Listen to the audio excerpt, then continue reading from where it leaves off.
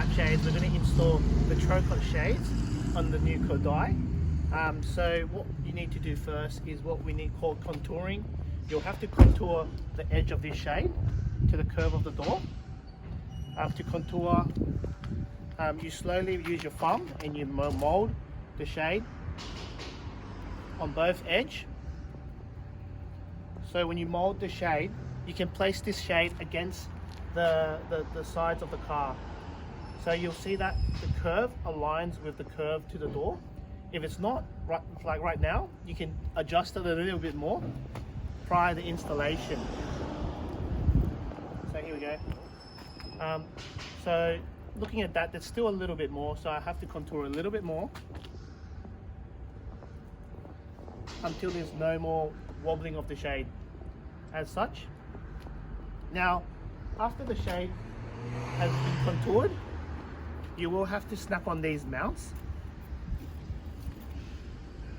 And the mounts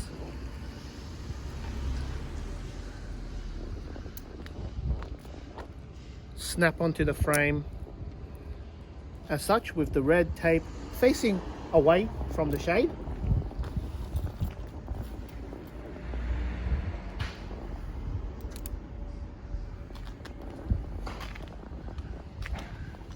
So apparently the model of the Kodiaq that we've got at the moment has inbuilt shades, so it does have a special something on the top frame that actually stops us from installing on the car, but the concept's still the same. Once you place the shade into the frame of the door, you can peel back these red tape and adhere them to the frame.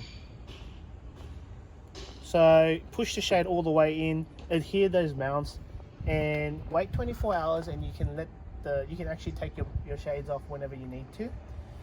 The other thing is that when we install, we always start the furthest away from the hinge, starting from this corner, and work your way around to the hinge. It's just that it's got a larger area for you to work with, and around the hinge, it's just the harder part to install. But after you've done all that, the shade should definitely stay intact into the frame.